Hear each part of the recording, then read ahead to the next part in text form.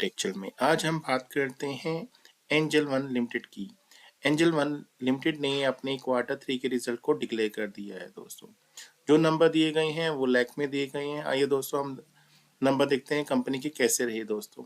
सबसे पहले हम कंपनी की टोटल इनकम के बारे में बात करते हैं। जो टोटल कंपनी की इनकम रही थी लास्ट ईयर सेम क्वार्टर में कंपनी की इनकम रही थी 1060 करोड़ रही थी। पिछले क्वार्टर में कंपनी की इनकम रही थी 1516 करोड़ के आसपास रही थी। और इस क्वार्टर में कंपनी की जो इनकम रही है 1264 करोड़ के आसपास रही है दोस्तों।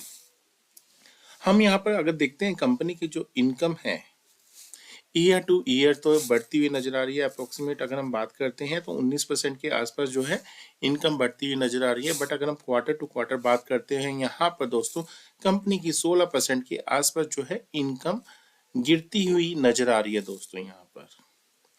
अब बात करते हैं कंपनी की टोटल एक्सपेंसेस के बारे में। अगर हम कंपनी की टोटल एक्सपेंस की बात करते हैं लास्ट ईयर सेम क्वार्टर में कंपनी का जो एक्सपेंसेस रहे थे 710 करोड़ के आसपास रहे थे।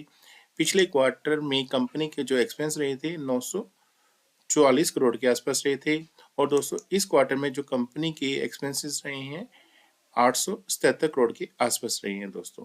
अगर हम बात करते हैं कंपनी के एक्सपेंसेस ईयर टू ईयर तो है जो है बढ़ते हुए नजर आ रहे हैं एक्सपेंसेस अप्रोक्सीमेट 23% के आसपास।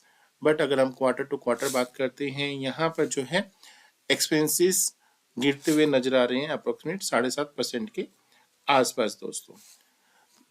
इसे दोस्तों जो एक्सपेंसेस डिपेंड करता है कंपनी की इनकम के ऊपर। अगर कंपनी की इनकम कम हुई है तो डेफिनेटली खर्चे भी कम हुए हैं यहाँ पर। अब बात करते हैं कंपनी के प्रॉफिट के बारे में।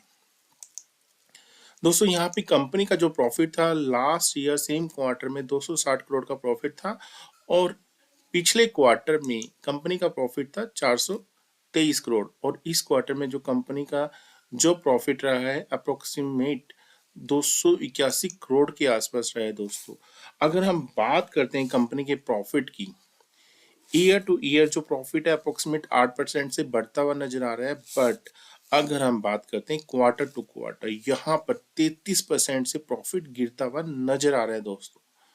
तो दोस्तों अब बात करते हैं कंपनी की ईपीएस की। अगर हम ईपीएस की बात करते हैं लास्ट ईयर सेम क्वार्टर में कंपनी का ईपीएस था 31 रुपये 02 पैसे। पिछले क्वार्टर में कंपनी का ईपीएस था 40 रुपये 98 पैसे। और इस क्वार्टर में कंपनी का जो ईपीएस रहा था वो 31 रुपये 25 पैसे रहा है दोस्तों।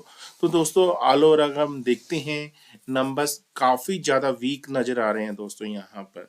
और इससे क्या है कि कंपनी का शेयर ऑलरेडी बहुत ज्यादा गिर चुका है।